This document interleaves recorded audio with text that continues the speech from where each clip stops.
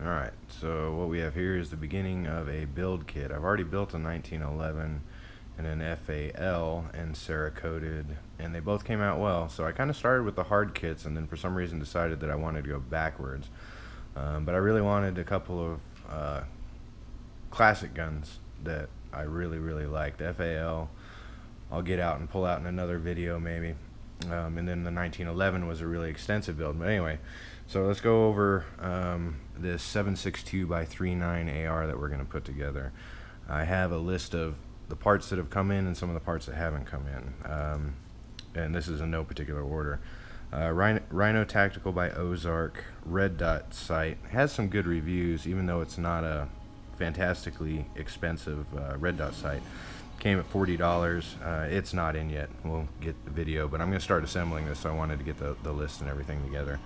My BAD lever from Wing Tactical isn't in, $28.70 shipped on that. Joe Bob lowers, these guys right here, Stag Arms lowers, fantastic price on those. Out the door ship, $57.55. Actually ended up getting a second one because it was such a good price. I'm sure I'll do something with it later.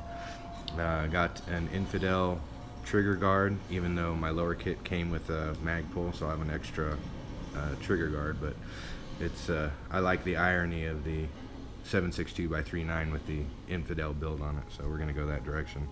Tom's Tactical lower part kit came with the mag pull MOE grip, the buffer tube, buffer spring, buffer castle nut, that trigger guard. Then this is the upgraded parts kit, comes with the standard MOE back stock and FDE, and then we got the full lower and trigger assembly, which I got the nickel Teflon trigger upgrade, so that was $139.95 shipped. I wanted some of the upgraded parts. You can go much cheaper on some of these things, but I'm trying to show that you can get a good gun build for much less than $1,000. Let's see, so we also got the magazine, 10-round magazine, so I can go hunting with this when it's done. From Cheaper Than Dirt. Could have found this cheaper, but it was $21.36. The nickel boron plated bolt carrier group with the magnetic particle inspection and the nickel boron upgrade. This was $126.95 out the door. The big part that I'm missing is the Omega Arms Davidson full upper super comp, fully assembled, $179.99. I'm going to take it most of the way apart once I get it. But like I said, I'm starting to build, so I wanted to get it together.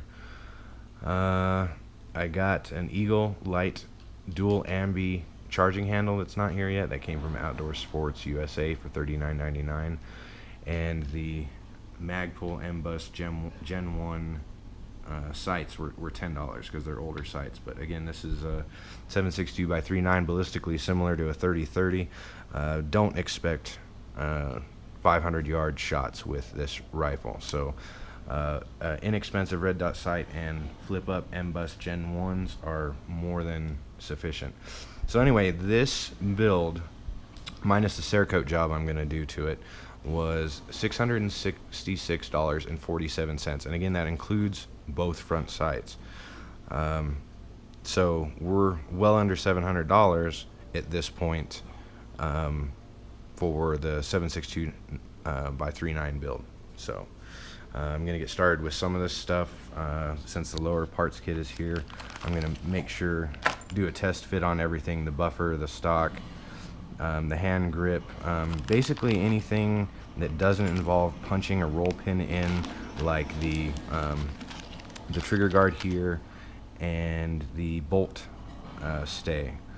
So, but I'll be able to test out the trigger assembly, and there's actually a really cool thing. You guys can see that I've already kind of started a screw in the back of this. So the Stag Arms lower is threaded, so there's one of the things that when you're changing out the buffer tubes on these, you'll have this stupid annoying safety selector spring stay spring that pops out of the back. So being that this is already threaded and I didn't have an Allen screw, all I've got is this flathead.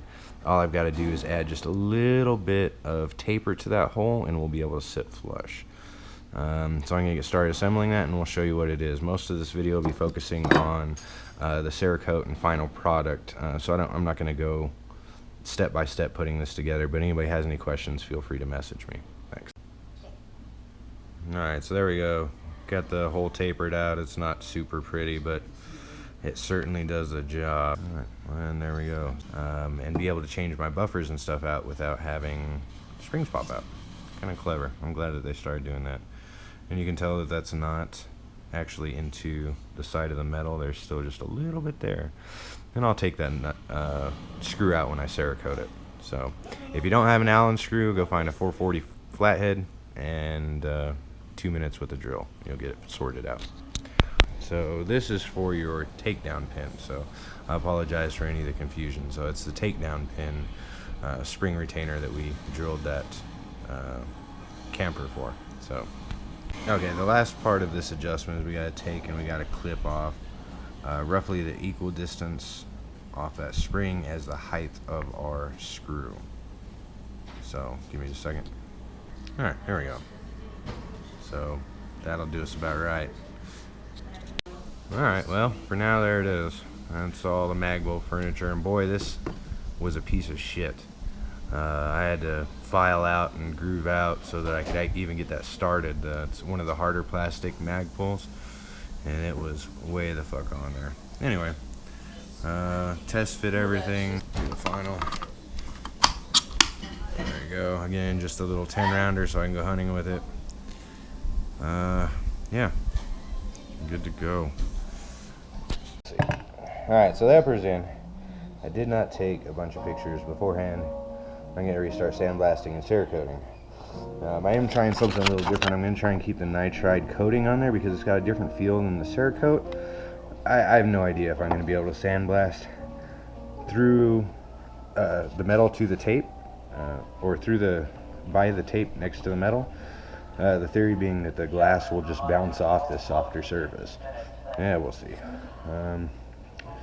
Anyway, so there you go.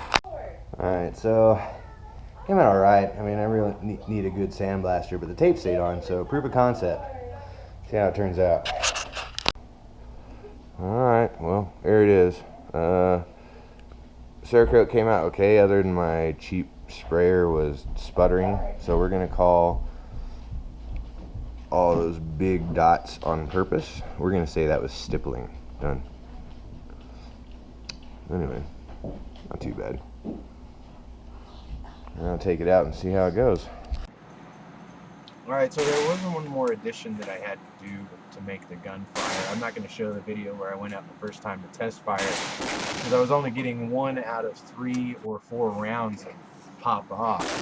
I tried going without the enhanced hammer spring, thinking that the enhanced bolt carrier group might cover it, and it didn't.